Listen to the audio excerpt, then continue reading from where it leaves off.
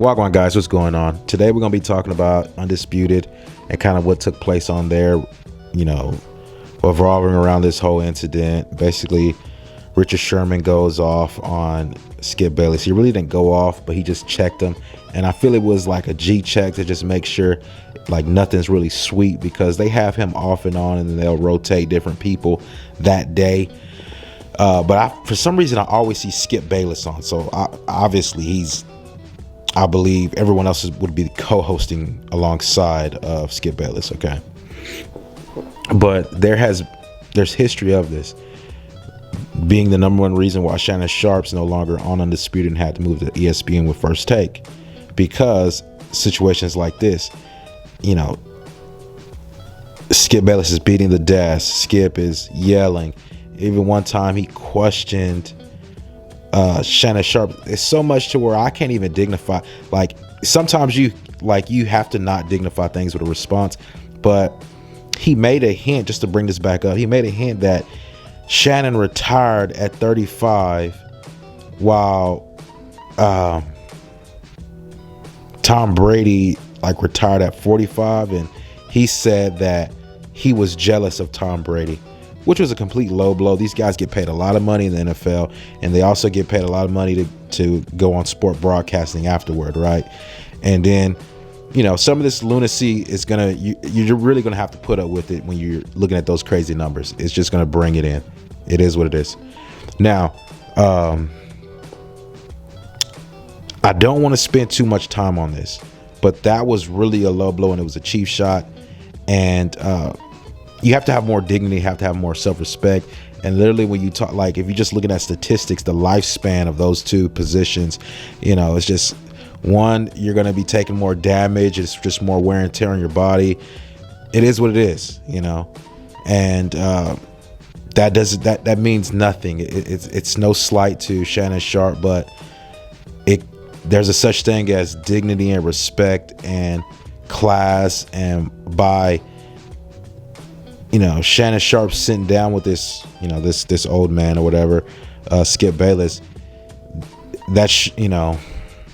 and if Skip Bayless saying that, what he said, it shows that Skip has no respect, period.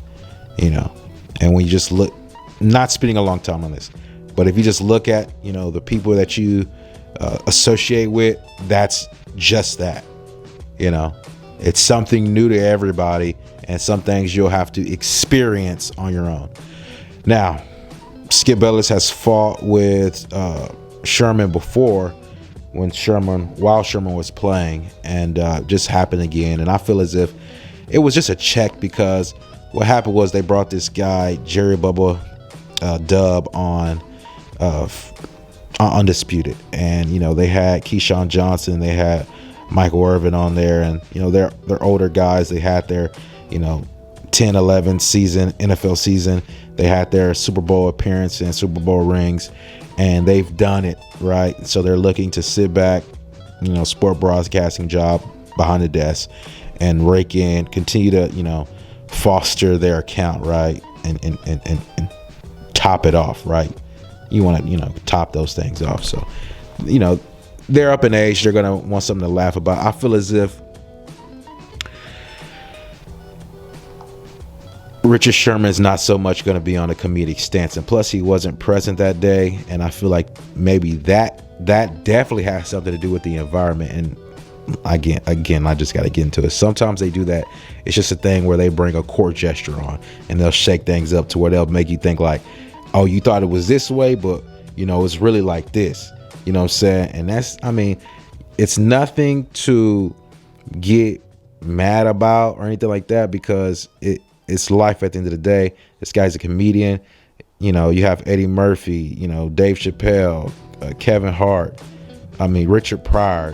These are, what I'm saying? You have comedians in the world that these guys make their living doing this. You know what I'm saying? And it is what it is. You have to be commendable to some, but he's a clown. He's a court gesture, and that's what it is. You have Lil Wayne on there, and it's what it is. You know what I'm saying? And sometimes you got to get off your high horse. But here's the thing: he was putting up argument. Okay, I'm just giving you some background story to it. Okay, and this is how emotions are going into this. Are going into the day where they filmed. This segment where this argument occurred. Okay, not just talking here. Okay, in conclusion, the finale. They're talking about FSU quarterback who suffered a leg injury, right? A touchy topic too, because even, going back when he had that, Tom Brady is his guy, and he had the dispute with Shannon Sharp, right? He's defending Tom Brady. Tom Brady is a recipient of an injury like this, and he's also a recipient of change of officiating because a play made on him. You can no longer go in onto the quarterback low. Always agree with that. Me, number one. Always agree with you. I mean, unless you're the quarterback's he's running and you're able to, kind of make a lower tackle, which you have to now to avoid the headgear. I get it.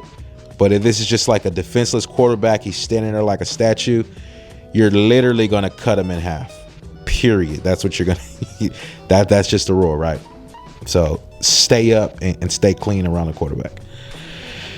Now, the rule change that they're talking about was because of this hit on the FSU college quarterback. And they're talking about how this rule may be infected in the NFL. Because a player, it's not really an athletic play. It's not an athletic play. There's a lot of plays.